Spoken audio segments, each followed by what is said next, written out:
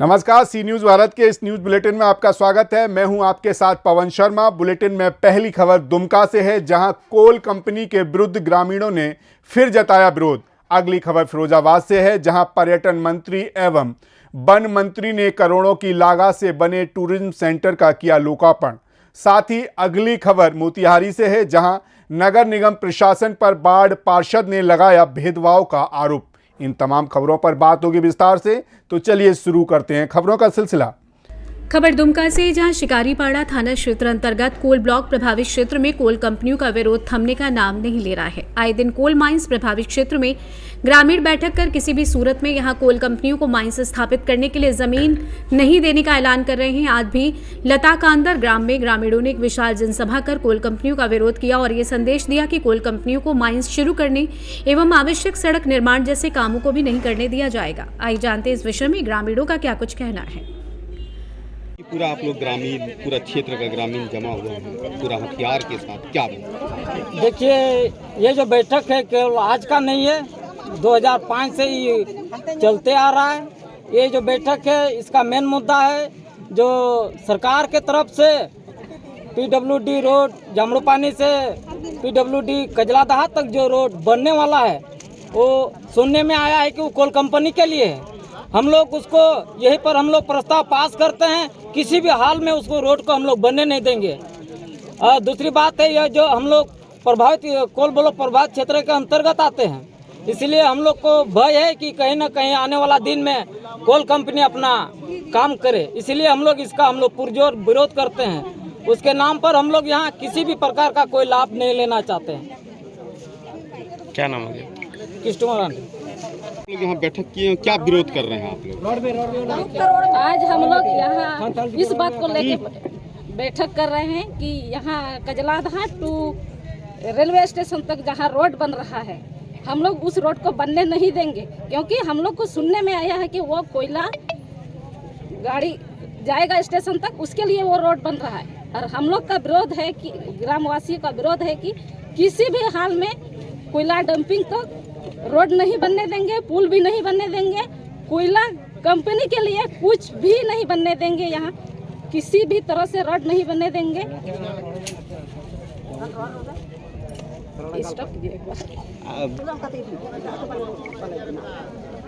देखिए, आज हम लोग यहाँ बैठक कर रहे हैं कोल ब्लॉक प्रभावित क्षेत्रों के सभी ग्रामवासी इसलिए बैठक कर रहे हैं, जहाँ कजलाडा टू रेलवे स्टेशन तक रोड बन रहा है, हम लोग उसको नहीं बनने देंगे। सुनने में आया है कि वो कोयला के लिए बन रहा है, कोयला डंपिंग के लिए बन रहा है। कोल ब्लॉक के लिए हम लोग को कोई सुविधा नहीं चाहिए, जो कंपनी दे रहा है कोई भी सुविधा नहीं चाहिए। बस विरोध करते रहेंगे, कानून के तौर पर हो सके तो जितना है कानून हम विरोध करते रहेंगे। किसी भी हाल में ये कोयला डंपिंग नहीं बनने देंगे, होने नहीं देंगे। क्या नाम है? दुमका से सी न्यूज़ संवाददाता सद्दाम हुसैन की रिपोर्ट। खबर फिरोजाबाद से है, जहां आज उत्तर प्रदेश के पर्यटन एवं सांस्कृतिक मंत्री ठाकुर जयवीर सिंह और वन मंत्री वरुण सक्सेना ने 14.91 करोड़ की लागत से पूर्ण इको टूरिज्म परियोजनाओं के साथ रबड़ी इको टूरिज्म सेंटर का लोकार्पण किया। सर्किट में बिहार क्षेत्र की प्रकृति के बीच एक बेहतरीन पर्यटन कलाकृति का आकार दिया गया है। इसी के साथ पर्यटन मंत्री ठाकुर जयवीर सिंह एवं वन मंत्री डॉक्टर अरुण कुमार सक्सेना ने आगरा, बहराइच, बिजनौर, वाराणसी, लखीमपुर खीरी, पीलीभीत, रायबरेली, सोनभद्र जनपदों में लगभग 14 करोड़ की लागत से बनाई गई 9 इको टूरिज्म परियोजनाओं का भी लोकार्पण किया। इस शुभ अवसर पर पर्यटन मंत्री जयवीर सिंह के द्वारा दी गई जानकारी में बताया गया कि पीएम मोदी और सीएम योगी की योजनाओं के अंशरूप प्रदेश में पर्यटन योजनाओं का विकास किया जा रहा है। इस अवसर पर भाजपा जिला अध्यक्ष उदय प्रताप सिंह, महानगर अध्यक्ष राकेश संखवार, जिला सहकारी बैंक के अध्यक्ष अतुल प्रताप सिंह, पूर्व जिला पंचायत अध्यक्ष विनय प्रताप सिंह समेत अन्य लोग उपस्थित रहे। आइए जानते हैं इस विषय में पर्यटन एवं सांस्कृतिक मंत्री ठाकुर जयवीर सिंह और वन मंत्री डॉक्टर अरुण कुमार सक्सेना ने क्या कुछ बताया। अटल बिहारी वाजपेयी जी, श्रद्धेय अटल बिहारी वाजपेयी जी जो हमारे प्रधानमंत्री रहे, उनकी जन्मभूमि है और ये बहुत ही रमणीक स्थान है। यहाँ पर 101 शिवलिंग है जो कि कहीं ही शायद मिलते हो, और यहाँ पर एक बहुत बड़ा मेला भी लगता है। जिसमें पशु आते हैं, पशु के कारोबारी आते हैं दूर दूर से, और यहाँ पे घोड़ा है, बैल है, ऊँट है, इस तरह से काफ़ी बड़ा मेला लगता है। और ये बहुत ही रमणीक स्थल है, बहुत अच्छा स्थल है। और जल्दी ही यहाँ से मथुरा तक के लिए स्टीमर की सुविधा उपलब्ध कराने का हम लोग प्रयास करेंगे, ताकि यहाँ से जिसे जाना हो ताजमहल देखें, आगे मथुरा वृंदावन तक जाए और लौट के आए। इस तरह यहाँ पे हम लोगों को हेल्दी इंजॉयमेंट देंगे और इस जगह को बहुत ज़्यादा डेवलप करना चाहिए। यहाँ पर आवागमन के लिए थोड़ी सी समस्या का समाधान करना होगा बरसातों में, उसके लिए क्या किया है? आवागमन की जो समस्या है, जंगल के अंदर पर्यावरण को असर ना पड़े, जंगली जानवरों का किसी तरह का नुकसान ना हो, हम जो भी कर सकते हैं वो कराएंगे। इसके आगे जो एक वन चेतना केंद्र बनाया गया था उसमें अब कोई कार्य नहीं हो रहा है। वन चेतना केंद्र में जहाँ काम नहीं हो रहा है उसको हम फिर से देखेंगे और उसको ठीक कराएंगे। ये लोगों के रुकने के लिए जो भी आएंगे बुक कराएंगे, और इसको साथ ऑनलाइन बुकिंग का भी संयुक्त वन प्रबंध समिति बना करके सर यहीं की JFMC से मैनेज करवा रहे हैं। यहाँ मैनेज भी कराएंगे और इसको हम लोग बुकिंग करा देंगे, ऑनलाइन कराएंगे। वो कुछ बिना ऑनलाइन भी कर सकते हैं, ऑनलाइन बिना ऑफलाइन भी कर सकते हैं, ऑनलाइन भी कर सकते हैं।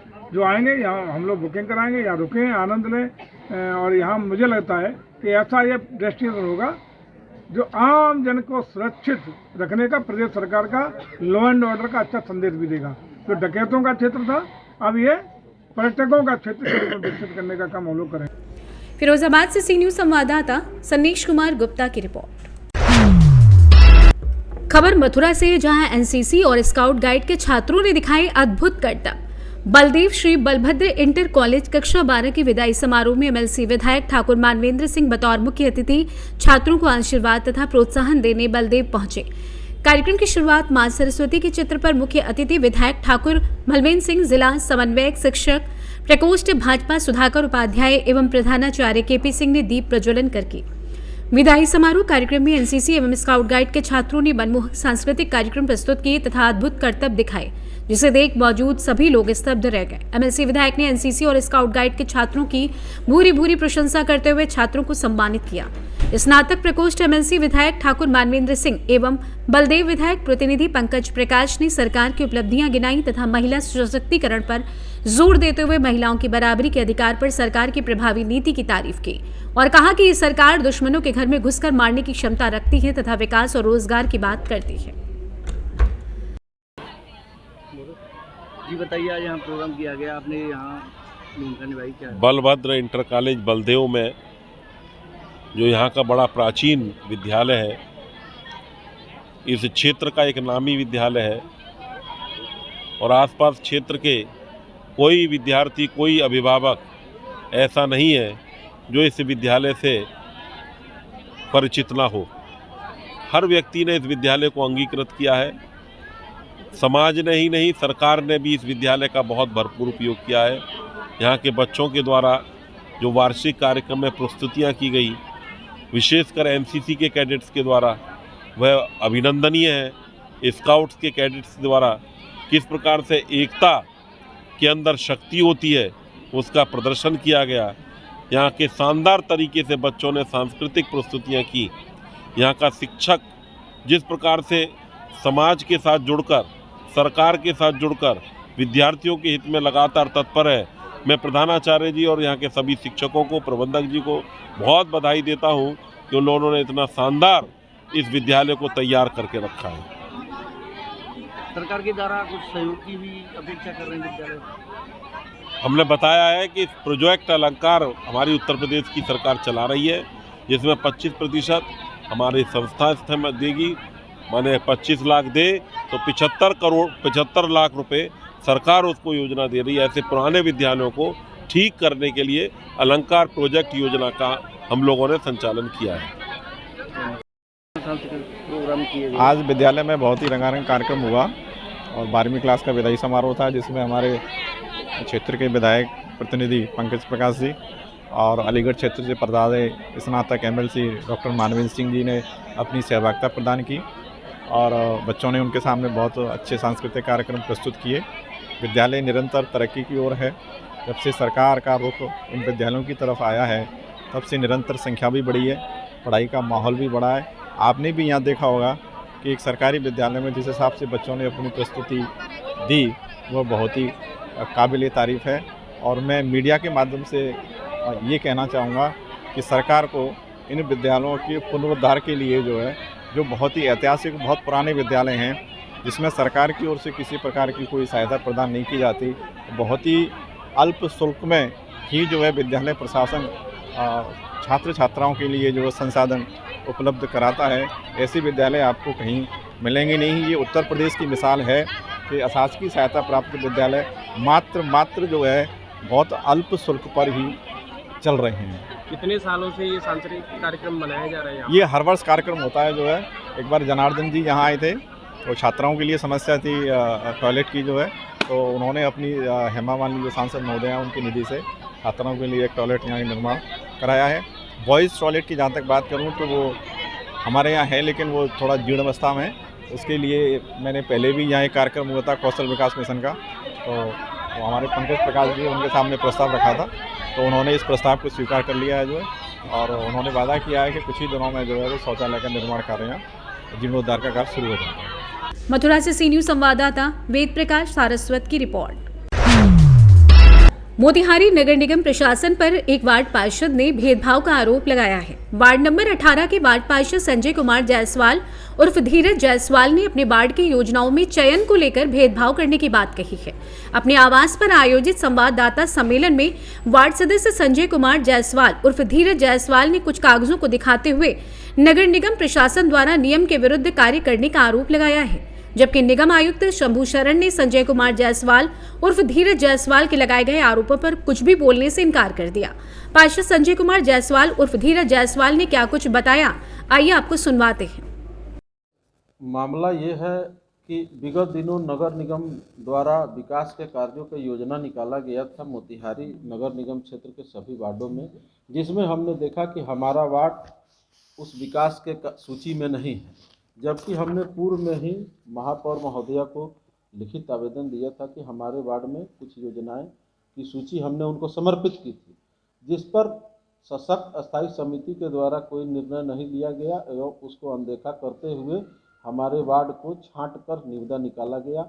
46 में 45 वार्ड में निविदा निकला लेकिन हमारे वार्ड में नहीं निकला, जिसकी शिकायत हमने नगर विकास विभाग के प्रधान सचिव महोदय से मिलकर किया और अपने वार्ड की हो रही अनदेखी से उन्हें अवगत कराया, जिस पर उन्होंने नगर निगम प्रशासन से स्पष्टीकरण की मांग की कि बिहार नगर पालिका अधिनियम के एक्ट में है कि भाई किसी वार्ड को वंचित आप नहीं कर सकते हैं।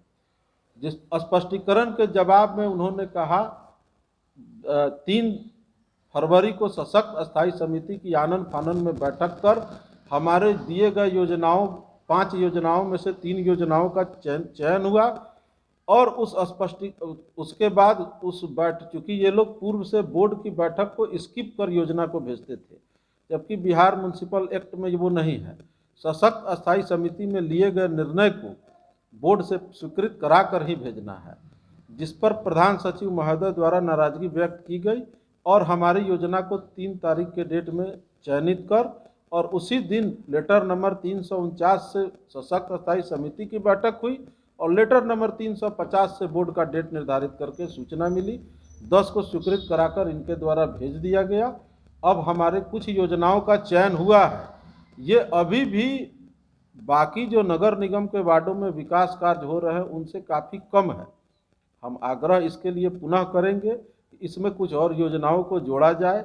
इसके लिए हमने महापौर महोदया को बोर्ड की बैठक में धन्यवाद भी दिया कि देर से ही, लेकिन उन्होंने अच्छा काम किया है कि वार्ड नंबर 18 की जनता ने भी उनको वोट दिया। मोतिहारी से सी न्यूज़ संवाददाता सचिन कुमार अंशु की रिपोर्ट।